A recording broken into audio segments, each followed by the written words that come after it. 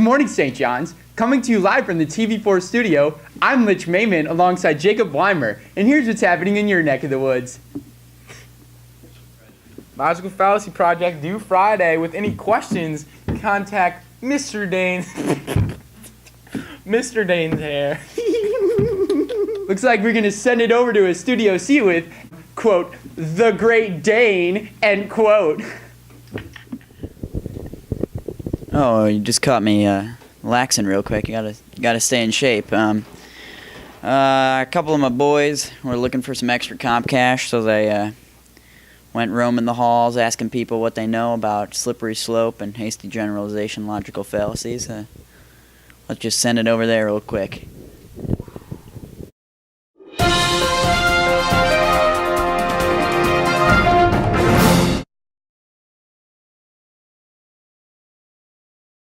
All right, I'm here today with Hoste, and he's going to tell us what a hasty generalization is and why it's a logical fallacy.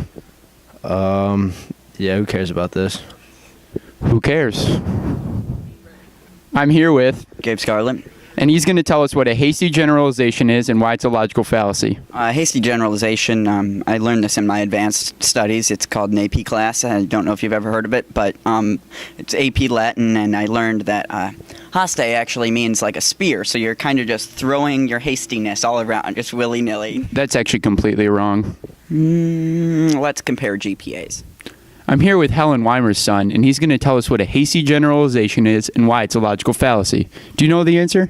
Actually, I do know the answer. A hasty generalization is a conclusion that is reached by someone based on a representation from a small number of people. A person decides something to be true for everybody that may only be true for some people. The bias for hasty generalization is incomplete, as it does not represent a large enough group to be conclusive. There is not ample evidence to support the claim that is made. That's easy. Wow, Wymer, very impressive. So, son of Helen, can you tell us how hasty generalizations are used? Yeah, I guess so. So, hasty generalizations are used primarily in stereotyping specific groups, like passing a judgment on an entire group of people based on a small representation of behavior or habits of. Other times, it's used to simply formulate biased opinions. Sounds about right. Can you tell me where you mostly see hasty generalizations used? Well, I see them in numerous commercials and TV shows, hyperbolize and play on many stereotypes. Aside from television, hasty generalizations are made frequently throughout our daily lives as people form opinions on something with very little basis for that opinion. So can you think of a few examples of hasty generalizations? Actually, I can.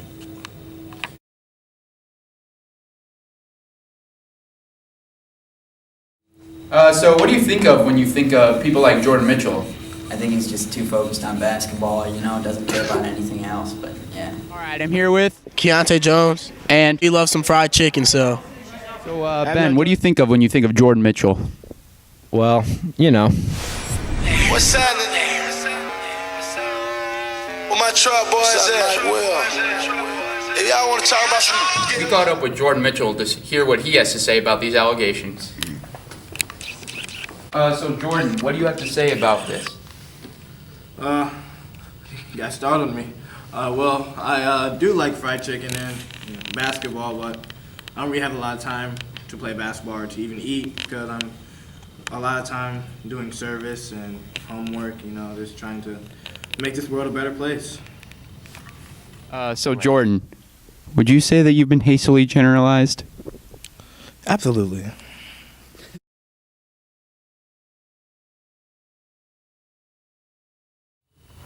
Bro, I'm telling you, if you're trying to gain biddies like Rogan Broback, you gotta put this on, man. Girls love athletes, I'm telling you.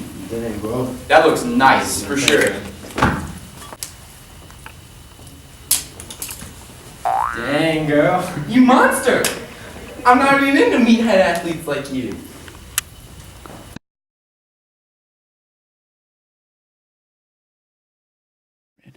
Hey, get a load of this kid in his scarf, man. Looks like a total twink. He thinks he's such a fashionista. Dude, literally, last time I saw a kid like this, he weighed like 20 pounds, he was weak, and I just beat him up and gave him a swirly. Guys, knock it off, okay? How about we give you a couple thousands, huh? How about you get some thousands? Huh? Yeah, World Star, baby. World Star. No, why you gotta do them like that?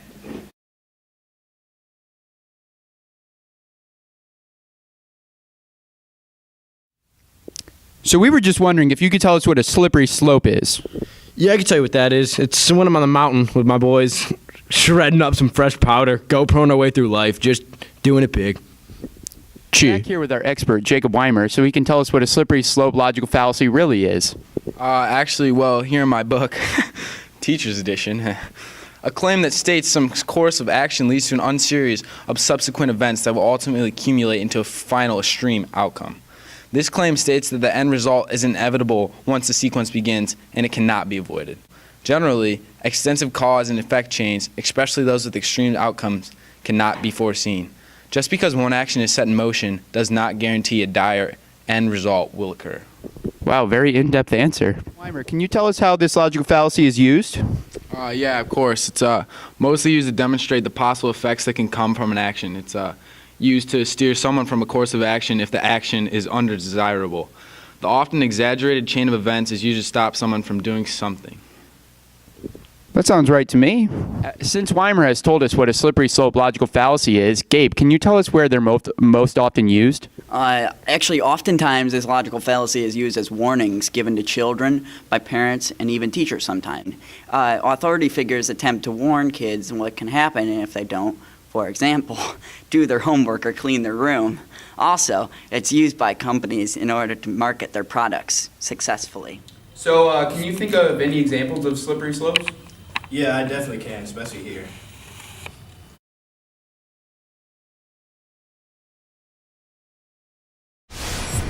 All right, time to turn your quizzes in, boys.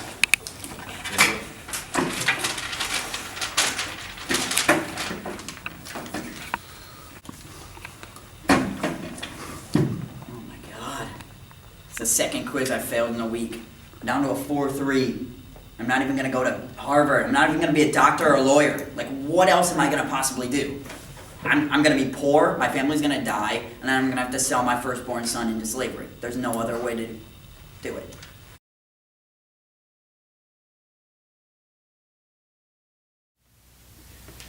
Listen up, ladies. Don't have sex, because you'll get pregnant and die.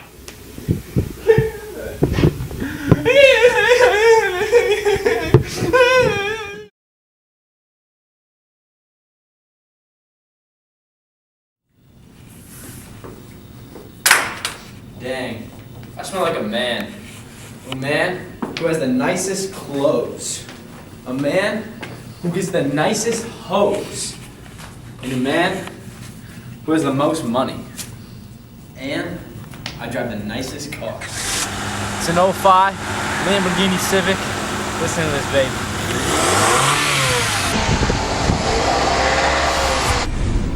Whoa, hey, nice toss, Mr. Dane. Hey guys, check your emails, check your tweets, and always stay double-spaced in the urinals. Yeah! Boot it me now. Boot it me now. Boot it me. Getting it in, letting these pills fall over your skin. I got money to blow. Every day of Halloween, I'm trick or treating. Let go. Every